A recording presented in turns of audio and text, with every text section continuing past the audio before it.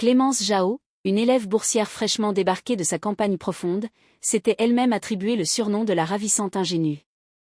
Dès son premier jour au lycée, elle a renversé l'intégralité de son gobelet de bubble tea sur ma copie d'examen blanc. En tenant la feuille maculée d'encre, elle s'est mise à se mordiller la lèvre en tremblant. « Oh là là, j'ai sali ton travail.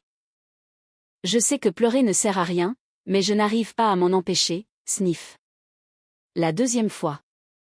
Elle a mis toute la classe en émoi en jetant directement à la poubelle la clé USB contenant les annales exclusives du bac compilées par notre professeur de mathématiques. Quand le prof l'a interrogée, elle s'est caché le visage en sanglotant que tout était de sa faute parce qu'elle était trop bête et qu'elle n'avait pas reconnu que c'était une clé USB, mais l'histoire ne s'est pas arrêtée là. La troisième fois, elle a laissé la classe de marbre en glissant un produit d'hygiène intime féminine dans le sac à dos du génie de l'école. Sous les regards médusés, Clémence a rougi de gêne et, d'une voix mielleuse, a murmuré « Oh, je me suis trompée de sac. Je ne pensais pas que tu verrais quelque chose d'aussi privé, je meurs de honte. » Un silence de mort a régné, seul le génie a esquissé un sourire glacial en lâchant avec flegme. Est-ce que ton talent d'actrice pourrait être aussi limité que le solde de ton compte en banque? Désolé, j'ai renversé du thé sur ta fiche de réponse, ce serait dommage d'avoir un 0 éliminatoire en maths. Que faire maintenant? Sniff. La sonnerie de fin d'épreuve venait de retentir quand Clémence s'est levée brusquement pour s'étirer, faisant basculer son gobelet de thé directement sur ma table. Le liquide s'est répandu partout, trempant ma copie et mes manches. Avant que je puisse dire un mot, elle a commencé à pleurer à chaudes larmes. C'est parce que je suis trop dette, ma famille est pauvre. Je n'avais jamais bu de bubble tea de ma vie, j'étais tellement joyeuse que j'en ai oublié que tu étais derrière moi, je regrette tellement. Je la regardais, sans voix. Notre lycée a un programme d'aide pour les élèves en difficulté venant de zones rurales isolées, et Clémence en faisait partie. Le matin même, elle s'était présentée en gazouillant qu'elle venait de la campagne. Que son esprit n'était pas très vif et que ses voisins l'appelaient la ravissante idiote. Ajoutant qu'elle ne nous en voudrait pas de l'appeler ainsi. Elle était mignonne, le teint clair, la voix douce, de quoi attendrir n'importe qui. Avant même la récréation, tout le monde lui avait déjà partagé des friandises et des fournitures. Ce fameux thé renversé, c'est moi qui lui avais payé tout à l'heure. Sur le moment, elle semblait émue aux larmes, mais voilà que ma copie venait de tout boire. Le surveillant s'est approché, a vu l'encre diluée et la feuille collée à la table. Puis a soupiré en expliquant que pour ce concours académique régional, on ne pouvait pas distribuer de fiches de rechange et que le temps était écoulé. J'ai simplement hoché la tête en silence pendant que la classe chuchotait que c'était tragique pour Léa Hua, la meilleure élève. Car perdre 150 points d'un coup était irrattrapable. Clémence continuait de gémir, « C'est si grave que ça? Je suis désolée Léa, je ne l'ai pas fait exprès. Je l'ai fixé, si je n'avais pas vu le coin de ses lèvres se relever discrètement une seconde plus tôt, j'aurais pu me faire avoir. » J'ai répondu calmement, « Ce n'est rien, c'est juste un examen, je te pardonne. » Vrai? Tu es trop gentille. Elle n'avait pas fini sa phrase que j'ai saisi le reste de mon gobelet pour le vider d'un coup sec sur sa propre copie. Le thé a submergé son travail. Clémence est restée pétrifiée. J'ai jeté le gobelet à la poubelle, pris une lingette pour m'essuyer les mains et j'ai souri, « Camarade Clémence. J'ai malencontreusement mouillé ton devoir, j'espère que tu me pardonneras. Même les gens intelligents font des erreurs parfois, n'est-ce pas? » Ses lèvres tremblaient, « Tu as raison, j'ai commencé, je ne peux pas t'en vouloir. » Mais j'ai vu l'étincelle de jalousie s'allumer dans ses yeux. Une semaine plus tard, les résultats sont tombés. J'avais 557 points, troisième en partant de la fin. Hugo Saint-James était premier, major de l'académie. Il a pris mon bulletin en fronçant les sourcils, le sujet était facile, je pensais que tu serais en tête. J'ai juste souri sans rien dire. Avec les 150 points perdus, je l'aurais été, mais je n'aime pas vivre de regrets. 0 en maths, a-t-il demandé. Comme il était dans une autre salle, il ignorait l'incident. Je ne comptais pas raconter l'histoire pour préserver la face de Clémence devant les 30 personnes au courant. Mais elle semblait ne pas en avoir besoin. En me voyant parler à Hugo, elle a immédiatement fondu en larmes au milieu de la classe. « Léa, je croyais que tu avais tourné la page. Je ne savais pas que tu m'en voulais encore, je suis trop bête pour savoir quoi faire. » Hugo nous a regardés et a murmuré, « C'est à cause d'elle ?» J'ai acquiescé. Il s'est levé et s'est dirigé vers elle, la lumière soulignant son profil de premier de classe. Clémence a rougi jusqu'aux oreilles, « Monsieur Hugo, ce n'est pas la peine de prendre ma défense, je suis bête mais je suis résiliente. » Hugo a jeté un œil à ses notes et a hoché la tête, « C'est vrai, être aussi stupide et être encore en vie, c'est une forme de résilience. » Clémence a écarquillé les yeux, ses larmes inondant son bulletin où le score total de 200 points ressortait cruellement. Quelqu'un a éclaté de rire. Ils avaient oublié que derrière son air calme, Hugo avait une langue acérée qui visait toujours là où ça fait mal. Essayer de l'amadouer, c'était comme lancer un ballon de baudruche sur un clou. Tu me trouves trop bête ? Je suis désolé, on ne choisit pas son QI, mais je vais faire des efforts pour intégrer la même université que toi, Hugo. Hugo a secoué la tête, tu n'as même pas les points pour un petit DTS de quartier, alors oublie les grandes écoles comme Polytechnique. Le cœur de Clémence est tombé en miettes. Lucas Lefebvre, le caïd du lycée, a tapé sur la table en se levant, c'est quoi ça ? On harcèle la nouvelle maintenant ? Les intellos ne valent pas mieux que les autres. Clémence, si tu ne comprends pas un exercice, demande-moi. Elle a arrêté de pleurer pour lui faire un sourire mielleux, merci Lucas, tu es mon sauveur, avant de me lancer un regard provocateur. En progressant d'un point par jour, dans 2 ans j'aurai le niveau maximum. La classe est restée sans voix devant tant d'aplomb. Lucas a frimé en lui tapotant la chaise d'à côté, viens là, je vais t'aider. Elle y est allée, mais ses yeux restaient fixés sur Hugo. Prenant son courage à 2 mains, elle a déclaré devant tout le monde, Hugo, un jour je serai digne de toi, attends-moi. Hugo, agacé, a lâché, c'est à l'asile qu'on t'attend. Clémence a suffoqué, choquée par tant de froideur, et a failli pleurer de nouveau. Hugo l'a ignoré et m'a demandé de lui expliquer mes erreurs. Je l'ai taquiné, le major de l'académie a besoin de mes lumières ? Il a répondu très naturellement, je voulais juste que tu me parles un peu plus. Cette phrase a fait huer la classe dans une ambiance de romance improvisée. Clémence est devenue livide de rage, ses yeux injectés de sang. Lucas l'a forcé à s'asseoir pour travailler. Pour se venger, ils se sont mis à discuter très fort, Clémence faisant semblant d'être très complice avec lui pour rendre Hugo jaloux. Mais personne n'y prêtait attention. Avant l'arrivée de Clémence, Lucas était toujours le dernier de la classe. Nous étions en classe préparatoire, et il n'aurait jamais dû y être si son père, un nouveau riche influx, n'avait pas payé pour le pistonner. Malheureusement, l'argent n'achète à l'intelligence. Lucas passait son temps à faire la fête et à rater ses examens. Comme les filles de notre classe étaient studieuses, personne ne le regardait, alors il allait draguer ailleurs. Mais avec cette nouvelle fille moins brillante que lui, il pouvait enfin jouer les héros. Toute la classe écoutait Lucas essayer d'expliquer un problème à Clémence. Incapable de résoudre la première question, il a fini par repousser le cahier, c'est trop simple, pas besoin d'expliquer. Fais en beaucoup et ça viendra tout seul. Regarde Hugo et Léa, ils sont bons juste parce qu'ils font des tonnes d'exercices que les profs leur donnent en secret, mais au final, ils finiront par travailler pour moi. Clémence a gloussé, tu as trop raison Lucas. Le temps a passé vite et les examens de mi-semestre sont arrivés. C'était un concours interlycée très difficile. Le professeur de maths est monté sur l'estrade, ne stressez pas, j'ai passé un mois à compiler les annales des 10 dernières années. Je vais vous donner les polycopiés pour que vous réussissiez. Toute la classe a exulté, même Lucas qui espérait la prime de 5 000 € promise à son père s'il atteignait la moyenne. Clémence m'a lancé un regard en coin avant de demander à Lucas, c'est si important cet examen ? Si on rate, c'est grave ? Lucas a haussé les épaules, pour les rats de bibliothèque oui, ça les aide pour les dossiers post-bac, mais moi je m'en fiche. Mon père m'enverra à Harvard ou Cambridge de toute façon. Le visage de Clémence a changé, elle a murmuré, donc c'est important pour eux. Je ne les laisserai pas gagner. Lucas, absorbé par son jeu vidéo, n'a rien entendu.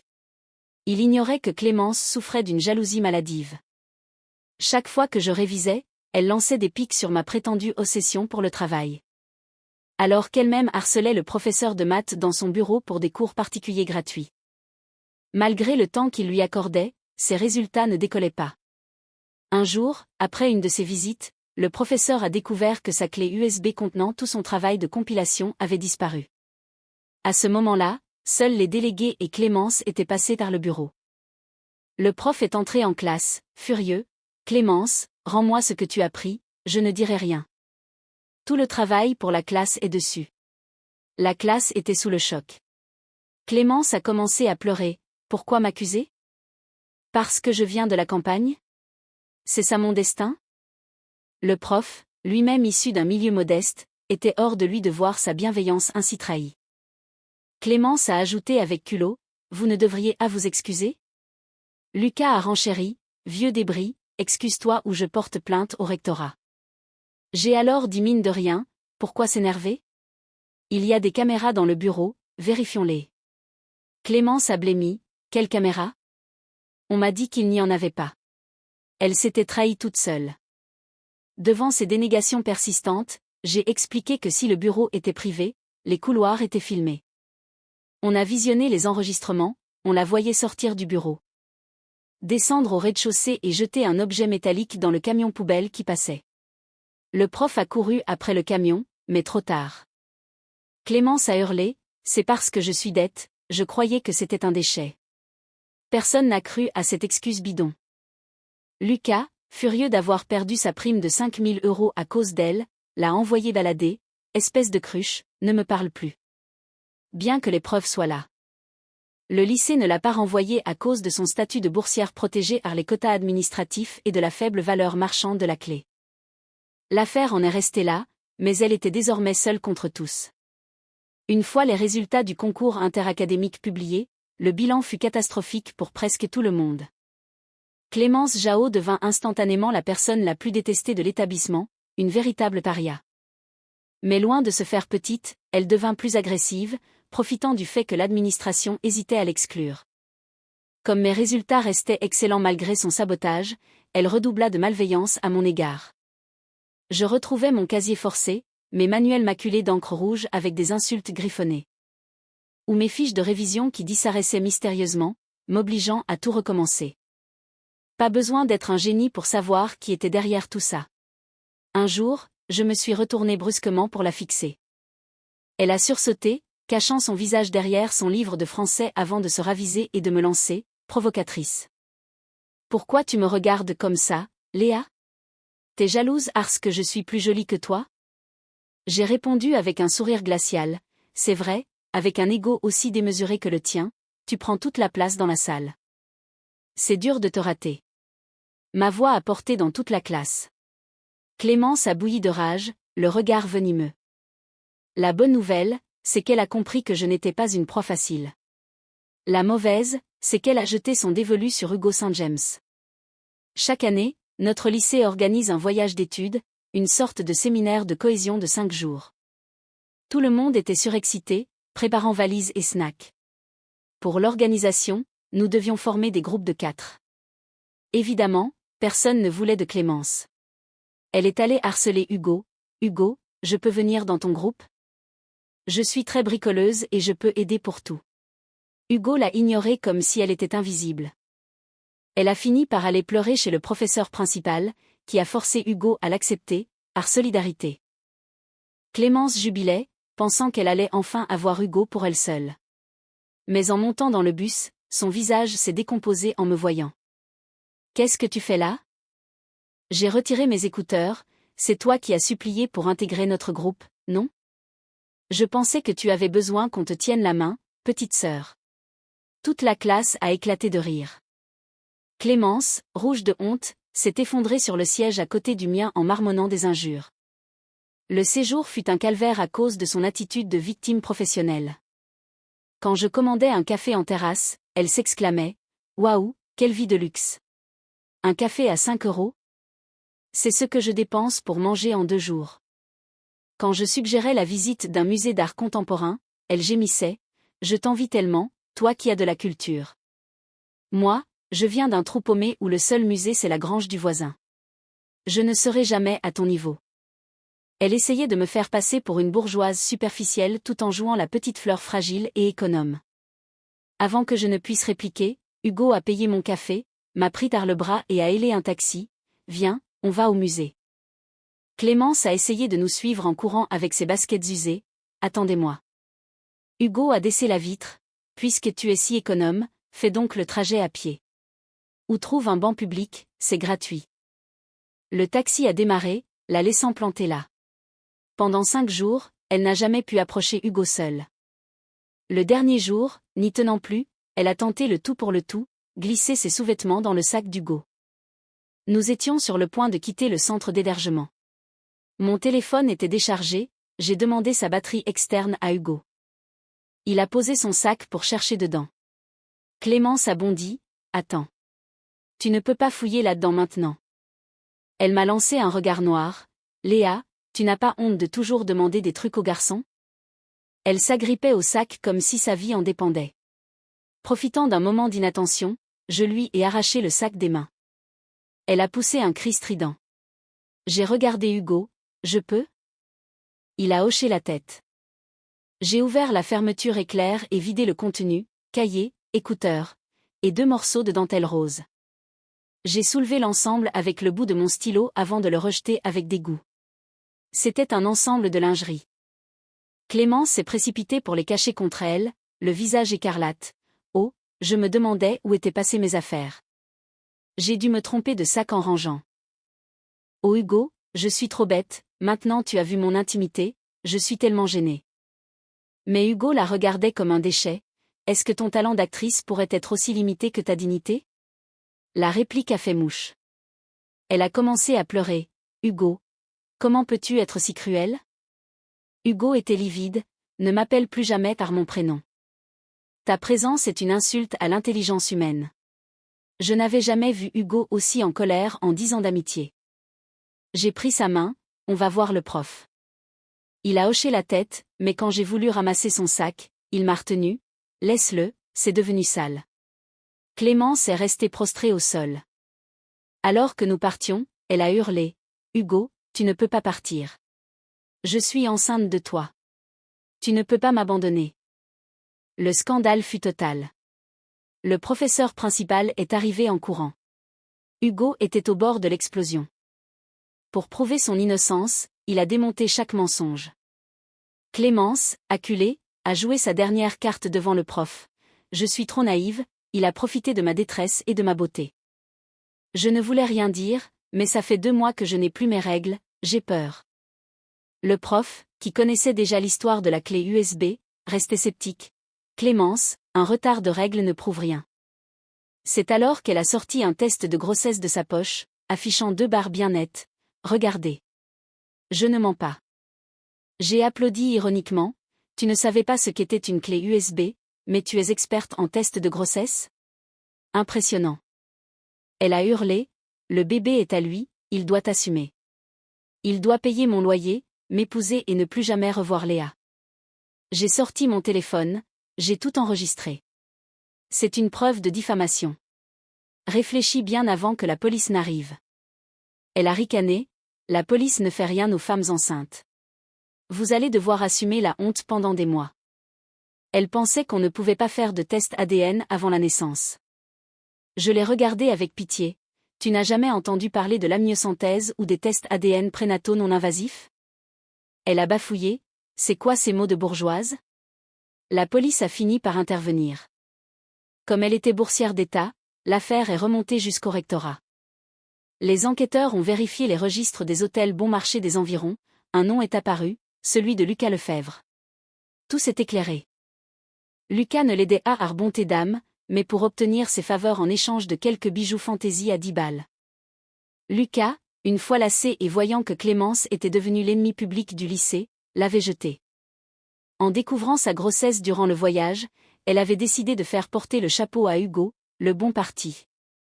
J'ai déjà contacté un avocat, on se verra au tribunal, a conclu Hugo. À ce moment, Lucas a débarqué au poste, hurlant. Tu crois faire peur à qui? Je ne t'épouserai jamais, espèce de ton. Une bagarre a éclaté entre eux en plein commissariat. La famille de Lucas a finalement proposé 2000 € pour qu'elle disparaisse. Clémence a tout perdu, sa réputation, son avenir et ses illusions. Le rectorat a validé son renvoi définitif et son retour dans sa région d'origine. Quelques mois plus tard, alors que je passais un examen de santé pour mon admission en école d'ingénieur, Je l'ai croisée par hasard dans une salle d'attente d'hôpital. Elle m'a regardé avec une haine pure. Alors Léa, Hugo t'a largué? Tu viens te faire avorter? C'était pathétique. Je ne lui ai pas dit que j'étais là pour un certificat médical de sport. Elle a explosé. Pourquoi toi tu réussis tout? Pourquoi tout le monde t'aime? Tu m'as payé ce thé au début juste pour me rabaisser. Je vais détruire ta vie. Elle s'est mise à hurler des incohérences, tandis que les autres patients s'écartaient d'elle.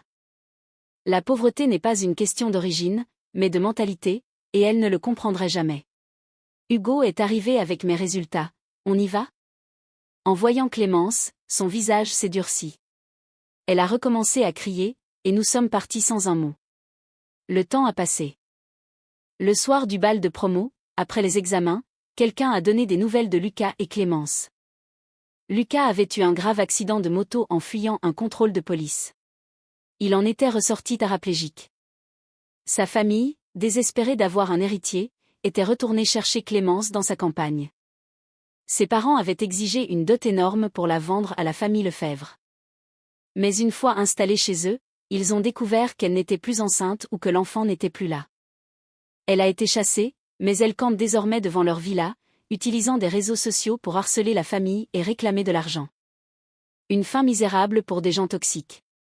La ville s'illuminait. Hugo a pris ma main. On rentre? J'ai souri, oui. L'été commençait, radieux et enfin paisible. Si vous avez aimé cette histoire, n'hésitez pas à vous abonner. Cela aide vraiment la chaîne et nous permet de vous proposer des récits toujours plus passionnants. Merci de nous avoir suivis.